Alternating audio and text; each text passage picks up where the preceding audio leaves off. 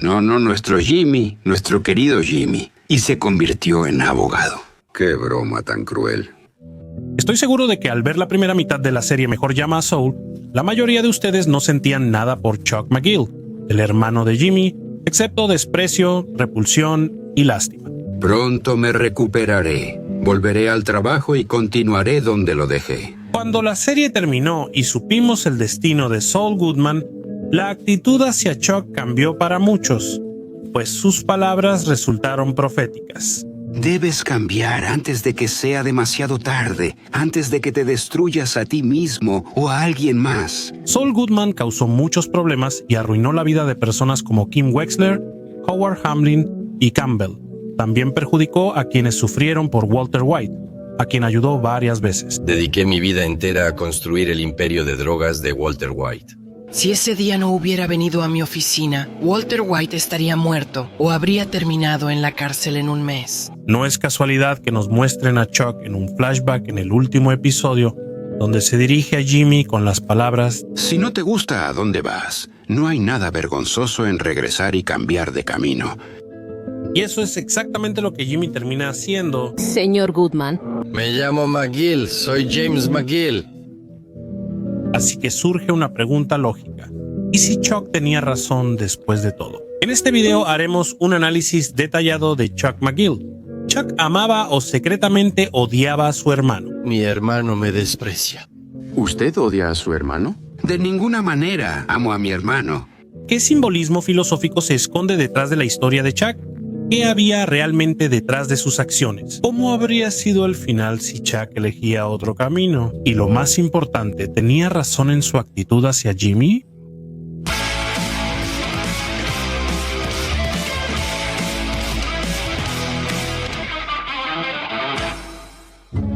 Antes de profundizar en el análisis de la personalidad de Chuck, recordemos su camino en la vida.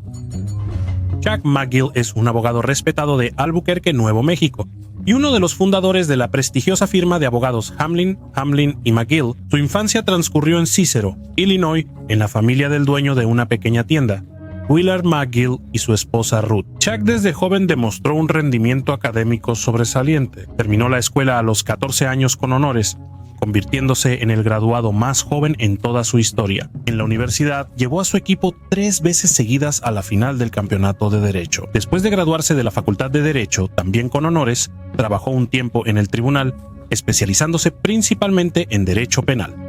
Después, junto con Jorge Hamlin, padre de Howard, fundó la firma de abogados Hamlin y McGill en Albuquerque. Se casó con la violinista Rebecca Bua, pero su matrimonio acabó con el tiempo. Poco a poco empezó a sufrir de una enfermedad que él mismo llamaba sensibilidad electromagnética o alergia a la electricidad. La enfermedad llevó a que, con el tiempo, Chuck fuera apartado de la firma por su socio, Howard Hamlin. Por desgracia, nuestro intrépido líder, Charles Mogul, deja a Hamlin y McGill. Al poco tiempo, Chuck se quitó la vida.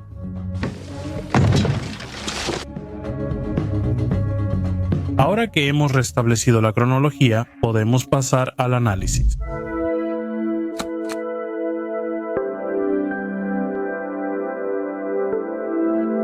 Antes de decidir si Chuck tenía razón, primero escuchemos a la parte acusadora como en un verdadero juicio. ¿Por qué actuó de esa manera? No permitió que Jimmy trabajara en la empresa, intentó que le revocaran la licencia de abogado y hasta demandó a su propio hermano ante el tribunal. La raíz del problema viene de su infancia. El papá de Chuck y Jimmy tenía una tiendita, era bondadoso pero no sabía de negocios. Tenía una tiendita en Cicera donde vendía cigarros y caramelos. Nada especial, pero siempre había comida. Cuando Chuck vino una vez a revisar la contabilidad, descubrió un faltante serio, $14,000. Para esa época era una cantidad bastante considerable. Claro, no soy contador, pero de inmediato vi que $14,000 simplemente desaparecieron. Chuck afirma que Jimmy fue quien durante años sacó dinero de la caja registradora. Jimmy fue malversando el dinero poco a poco. Simplemente tomaba efectivo de la caja para él. Al final, eso fue la causa de la ruina del negocio familiar. La tienda quebró y poco después su padre murió, tal vez sin poder soportar el golpe. Por esta razón, Chuck culpó a Jimmy de la muerte de su padre y no pudo perdonárselo. En el funeral, Jimmy lloraba más fuerte que todos. No podía contenerse, mientras que otros recogían los pedazos detrás de él. También hubo otros motivos. Como contaba el propio Jimmy, en Sisera se ganaba la vida con pequeños fraudes, inventando ingeniosos esquemas de estafa. Lo llamaban Jimmy el epiléptico. Eso era suficiente para vivir a su gusto. Por una buena palmada, ganaba varios billetes y disfrutaba tranquilo su chela y porro hasta el siguiente septiembre. Y eso mientras Chuck ya tenía una carrera en Derecho y había fundado una firma prestigiosa. Jimmy solía terminar en la estación de policía y Chuck, su hermano mayor y abogado, lo sacaba repetidamente. Sin embargo, un día Jimmy se excedió. Decidió darle una lección a un tipo engreído y orinó en su auto a través de la ventanilla sin darse cuenta de que había niños adentro. La historia tomó un giro serio. Te están acusando de acoso sexual y si te lo prueban, nunca te lo van a quitar. ¡Están locos! Chuck decidió que era momento de terminar la vida desenfrenada de Jimmy. Sacó a su hermano de otro lío, pero puso una condición estricta. Jimmy debía dejar atrás su pasado de una vez por todas, mudarse a Albuquerque y empezar de cero, desde el puesto más bajo en Hamlin y McGill, solo como repartidor de correo. Todos tus asuntos, todo en lo que estás involucrado, todo queda en el pasado. Jimmy aceptó las condiciones de Chuck, pero seguía sintiéndose atraído por todo tipo de aventuras. Incluso trabajando como repartidor de correo, encontraba la manera de organizar pequeñas diversiones, como hacer apuestas entre los empleados sobre los ganadores del Oscar. ¿Todo bien aquí? El premio casi llega a $200. Apostaste todo por Howard Saint. Crucemos los dedos. Sabiendo sobre la inclinación de Jimmy, Chuck decidió que no tenía lugar en la abogacía. Para Chuck la ley era algo intocable, casi sagrado. Él creía sinceramente que si Jimmy perdía su licencia de abogado, al menos no podría hacerle daño ni a sí mismo ni a los demás. A su parecer, darle a Jimmy acceso a la ley era como darle una ametralladora a un mono. Sé que ahora es difícil de entender, pero Jimmy es una oportunidad. Todo esto es la interpretación de Chuck, pero intentemos ver la situación de manera imparcial. ¿Tenía razón? La historia debe comenzar desde el nacimiento de Jimmy. ¿Sabes? Esto suele pasar cuando nace otro hijo en la familia, el primero termina recibiendo menos amor y atención. Los padres adoraban al pequeño Jimmy y el mayor, Chuck, nunca pudo aceptar que ya no era el único hijo favorito. No, nuestro Jimmy, nuestro querido Jimmy. Me atrevería a suponer que fue precisamente esa falta de amor de sus padres lo que le dio a Chuck el impulso para estudiar mucho y alcanzar alturas tan increíbles.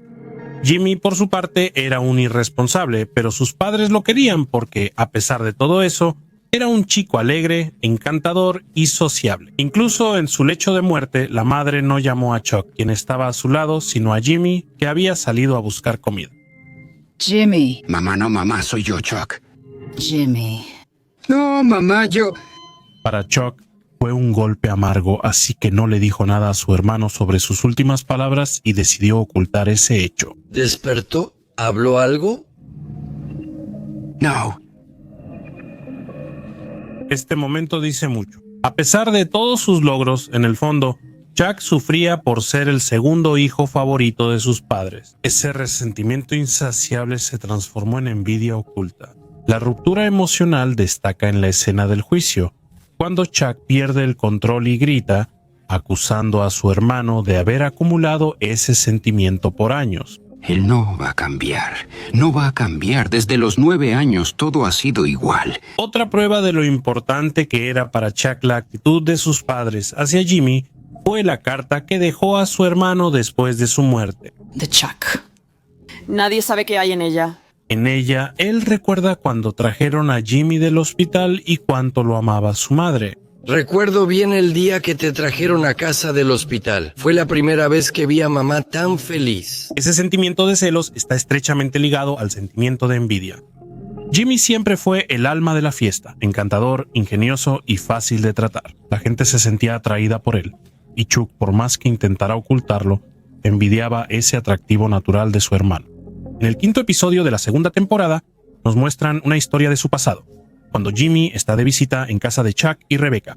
Jimmy, me alegra que vinieras. ¿Y cómo no iba a venir? Oh, sí. Jimmy cuenta chistes y anécdotas y Rebecca se ríe sinceramente, lo que molesta a Chuck, quien a su vez intenta echar a Jimmy. Toda la noche en la pista. ¡Más, por favor! Increíble. Cuando Jimmy se va, Chuck intenta contarle el chiste a su esposa. 25 abogados enterrados hasta el cuello en concreto. ¿Qué significa?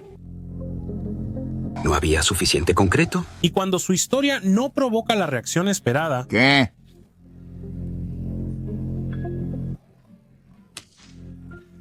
vemos una mezcla de orgullo herido, celos y resentimiento. Chuck admitió varias veces que la gente quiere a Jimmy. Los ancianos lo adoran. Exacto.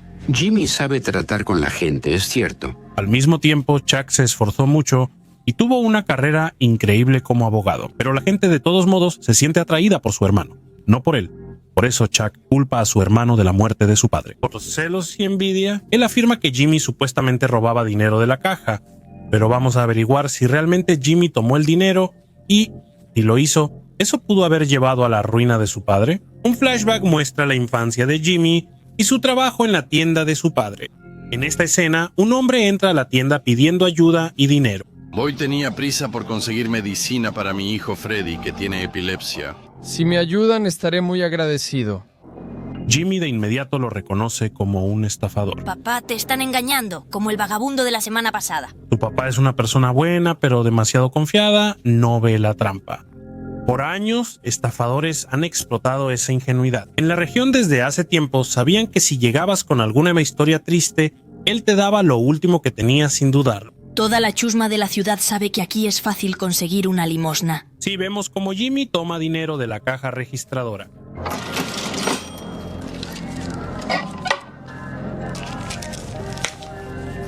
Pero al parecer lo hace más bien por irritación y enojo hacia su padre por su ingenuidad sin remedio.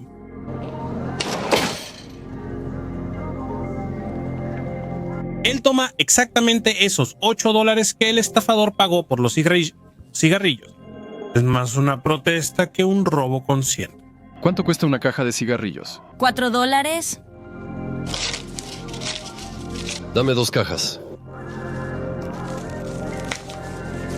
Estos $8 no se comparan con el impresionante faltante de 14,000. Es difícil creer que Jimmy pudiera robar esa cantidad. Y tampoco vine con ninguna prueba de que algo así ocurriera sistemáticamente. Es mucho más probable que mi papá mismo prestara y repartiera dinero a varios estafadores y conocidos, quienes sin vergüenza se aprovechaban de su blandura y su confianza infantil. Resulta que todo indica que las razones por las que Chuck le ponía trabas a Jimmy y hacía todo lo posible por impedir su carrera legal, se deben principalmente a sus resentimientos de la infancia, celos, envidia y una sensación de injusticia hacia él mismo.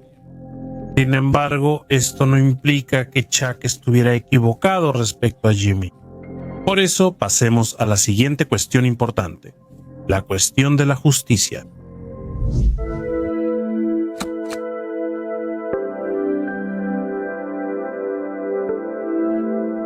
Para saber si Chuck tiene razón, debemos considerar la justicia.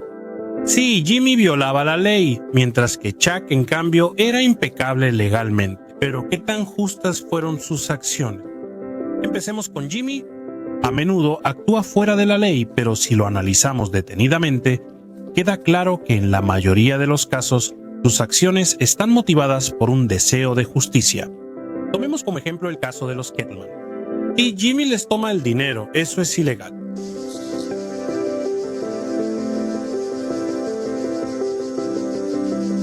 Él los presenta como pago por servicios legales, pero luego los regresa. Él se esfuerza mucho por conseguir ese caso y luego lo pasa a Hamlin y McGill, haciendo todo lo posible para que los clientes regresen con Kim Wexler. Ustedes volverán con ella. Le pedirán disculpas por haber tomado la decisión apresurada de rechazar sus servicios. Se pondrán en sus manos y aceptarán ese trato. También les advierte a los Kettleman sobre la posible amenaza de un robo. Kettleman están en peligro. Irán tras su dinero. Adiós. Y luego que devuelvan al Estado de manera ilegal el dinero que robaron. Así que está hablando del dinero. Ya casi están sobre la mesa del fiscal. En cualquier momento estarán ahí. ¿Qué? Sí, está violando las normas jurídicas, pero ¿actúa de manera injusta al hacerlo? En mi opinión, para nada. Él empieza a trabajar con personas mayores y, aunque a menudo recurre a la manipulación, en general es el único al que realmente le importa. Mientras la mayoría ignora o se aprovecha de esta parte vulnerable de la sociedad, Jimmy actúa en su beneficio. Solo hay que recordar el caso de Sandpiper. Sin él, habría permanecido en la sombra. Es Jimmy quien saca a la luz este problema y luego, evaluando la situación con claridad, vuelve a entregar el caso a Hamlin, Hamlin y McGill. La compañía retrasa los pagos, lo que no ayuda a los ancianos. No se apresuran a sacar más dinero de cada cliente, pero dañan a los clientes para beneficiarse. ¿Es legal esto? Sí, pero ¿es justo? Difícilmente. Jimmy vuelve a Trampa a estafar y, claro, tiene interés económico.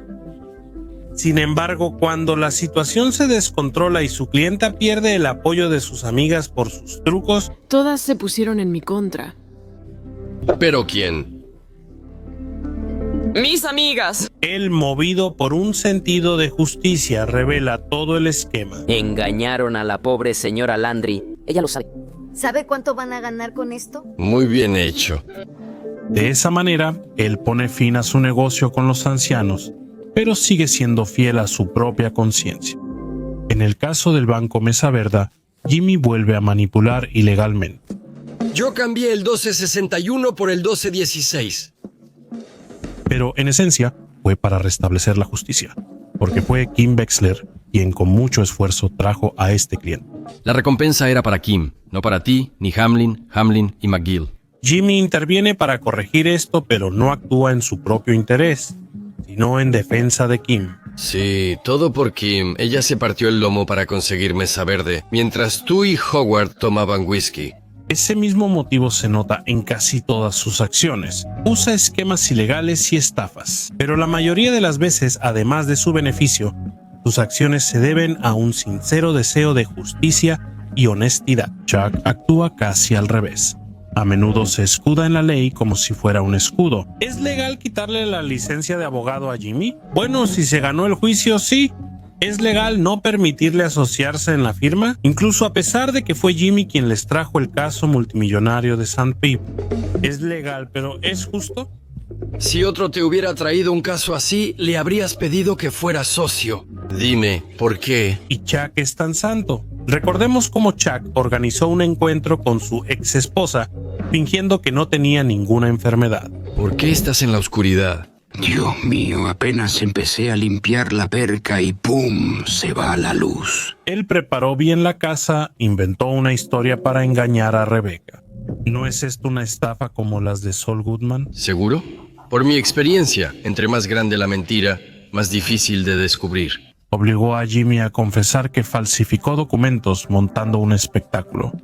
Cubrió las paredes con papel aluminio y fingió que su condición empeoraba para provocar la reacción deseada. Me impresiona cuánto esfuerzo se necesitó para atraerme.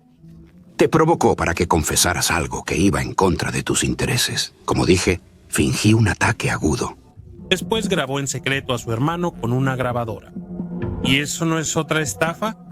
Pero eso no es todo.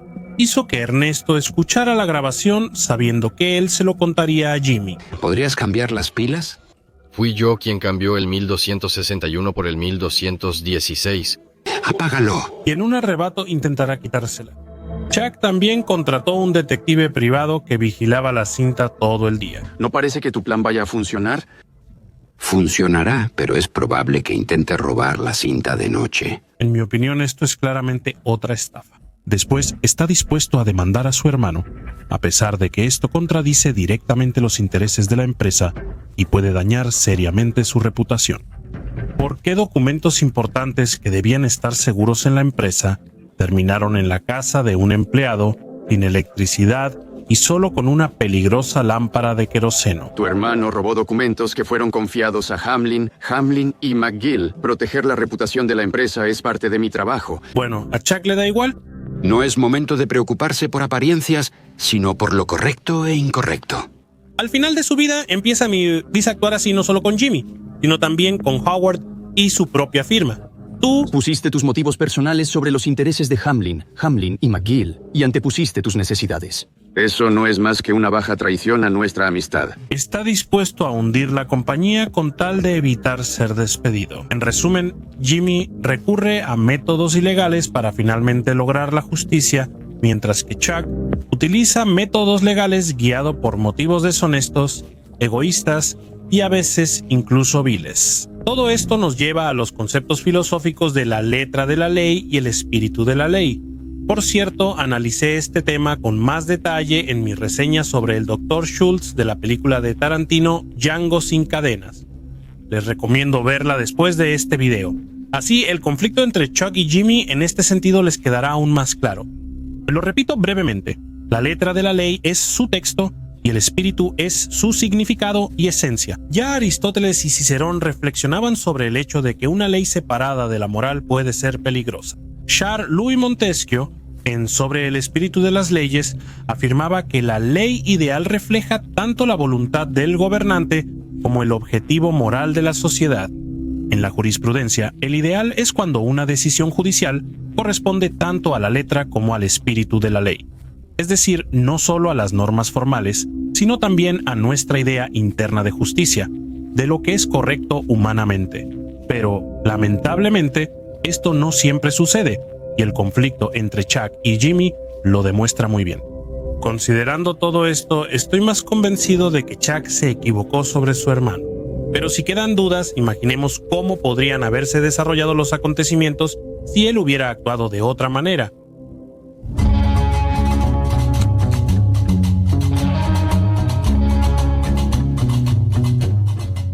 Desde el inicio, Chuck no quería que Jimmy fuera abogado, creyendo que usaría la ley para su propio beneficio y dañaría a la sociedad. Pero surge la pregunta, ¿por qué pensaba que precisamente en la abogacía Jimmy representaba la mayor amenaza? Después de todo, el ámbito legal en sí está limitado por estrictos marcos, leyes, procedimientos, supervisión. Es más difícil llevar a cabo acciones abiertamente dudosas sin consecuencias. La paradoja es que Jimmy realmente empezó a cruzar la línea de la ley precisamente después de que le suspendieron su licencia. Es mucho más fácil dedicarse a actividades ilegales en otros ámbitos que en el ámbito legal. Si Chuck hubiera aceptado a Jimmy como socio, todo habría sido distinto. Oye, dile a Gobar que agregue otra M al nombre de la firma para que se vea más simétrico. Como parte de la campaña, Jimmy habría sido muy útil. Su carisma, creatividad y talento en negociaciones solo habrían fortalecido al equipo. Chuck, por su parte, podría haber controlado a su hermano, guiándolo en la dirección correcta.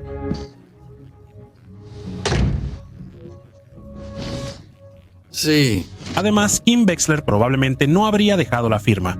Ella podría haber sido un factor de contención adicional, ayudando a equilibrar la impulsividad de Jimmy. Juntos, podrían haber alcanzado alturas increíbles. Trabajando como abogado, Jimmy habría tenido la oportunidad de desarrollar su potencial de manera legal y su lado oscuro poco a poco habría quedado en segundo plano o incluso desaparecido por completo. Porque, ¿qué le queda si su carrera como abogado termina? ¿Cómo ganaría la vida y pagaría las cuentas? En resumen, Chuck actuó más por traumas de la infancia que por querer proteger a la sociedad de los delitos de su hermano. A la vez, Chuck no se oponía a hacer algo parecido a una estafa, pero siempre actuaba dentro de la ley y la formalidad. Él envidiaba que la gente se sintiera atraída por Jimmy, a pesar de que él mismo era más exitoso y correcto. Por eso creo que Chuck estaba equivocado.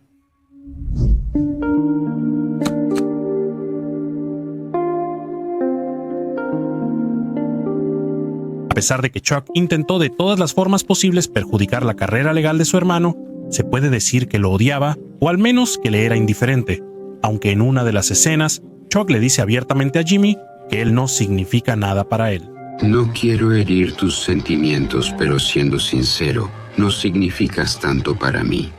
Es evidente que eso no es cierto. Por cierto, el actor Michael McKean, quien interpretó a Chuck, también mencionó esto.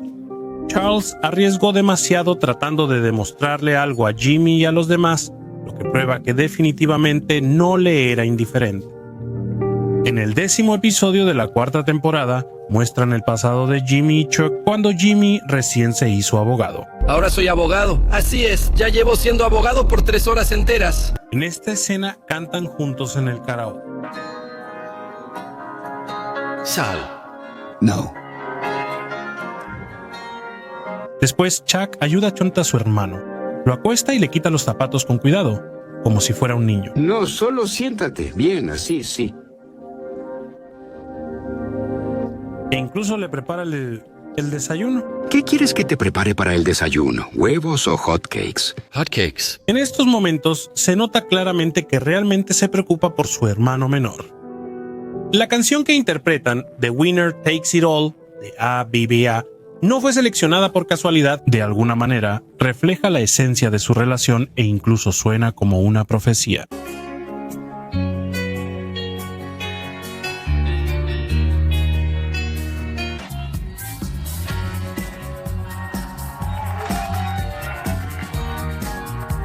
La canción aborda la competencia donde existen ganadores y perdedores. Es la confesión de una persona que ha sido derrotada y se ha quedado sola.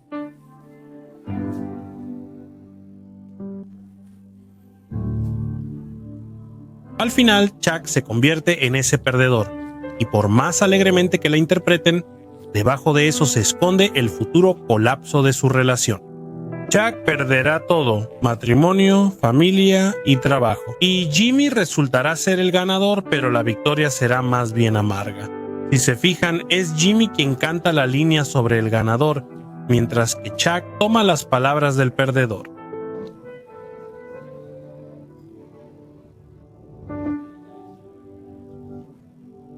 De hecho, es un himno para el perdedor, el himno de Chuck mismo, aunque él todavía no se da cuenta de eso. En la canción también hay una imagen de una casa, que para Chuck servía como una especie de refugio.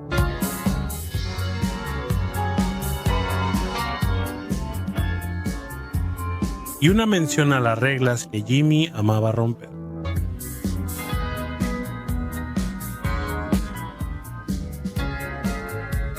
Por eso la canción es profundamente simbólica.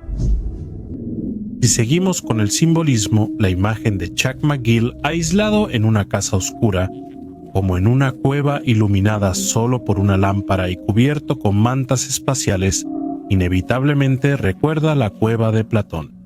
Si no están familiarizados con esta alegoría, en pocas palabras, la cueva de Platón es una famosa imagen filosófica propuesta por Platón.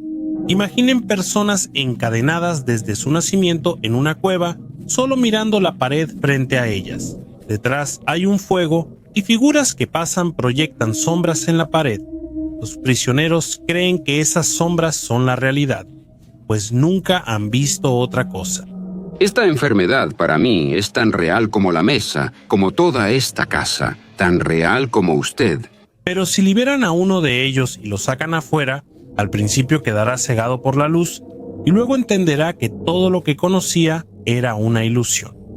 ¿Y si no es así? ¿Y si todo esto está en mi cabeza? A menudo vemos el mundo de forma distorsionada y lo tomamos como verdad, ya que no salimos de la cueva de nuestras creencias. Como un prisionero que solo ve sombras y no objetos reales, Chuck vive rodeado de ilusiones, en su caso, amenazas imaginarias de radiaciones electromagnéticas. La historia de Chuck es una versión moderna de la cueva de Platón. Al igual que los prisioneros, primero creemos que la enfermedad de Chuck es real, pero luego, junto con él, descubrimos la verdad y vemos que la realidad es otra. Pero me demostraron públicamente, sin dejar ni una sombra de duda, que tenía una batería cargada en el bolsillo durante casi 2 horas y yo no sentí nada. Chuck como personaje sirve perfectamente, es un excelente ejemplo de ese autoengaño. Él insiste en dividir el mundo entre los correctos, los que obedecen la ley, y los incorrectos, los infractores moralmente corruptos, como Jimmy. Se aferra a las reglas y niega la complejidad de la vida, sustituyendo la realidad por formas idealizadas de la ley.